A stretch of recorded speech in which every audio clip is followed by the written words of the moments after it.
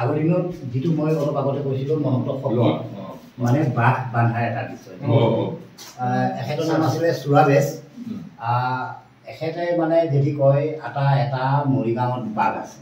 তেওঁ কি কৰে যিখন গামোচা লৈ আছিল আৰু তেখেতে গামোচাটো বান্ধি দিলে মানে বাঘটো বান্ধা হৈ গ'ল তেতিয়া বাঘটো মৰিগাঁৱত থাকিলেতো নহ'ব বাঘটো আনিব লাগিব তেতিয়া বাঘটো আনিব গ'লেতো আৰু খাবও পাৰে তেতিয়া কি কৰে তেওঁলোকে অলপ মানে এই চাৰিজন যে মানুহ দেখিছে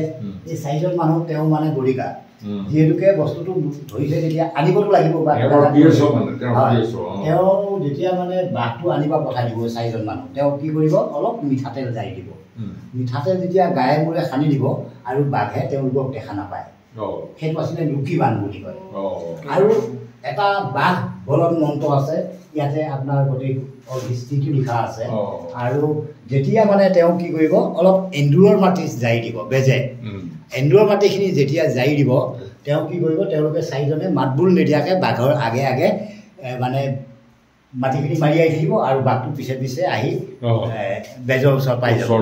হয় আৰু যদি তেওঁ ওচৰ ৰাস্তা হয় কোনো মাত দিব দৰকাৰ নাই খালি যাব আৰু বাঘটোক কাণত ধৰিব আৰু বেজৰ ওচৰত লৈ আনিব বেজৰ ওচৰত আনি তেওঁ কি কৰিব এই দেখিছে যে জালকেইখন এই জালকেইখন চাৰিওফালে জখলা চখলা দি মানে কেওফালে এটা তেওঁ এখন হাবিত ঘেৰাও দিব ঘেৰাও দি তেতিয়া সকলো মানুহে মানে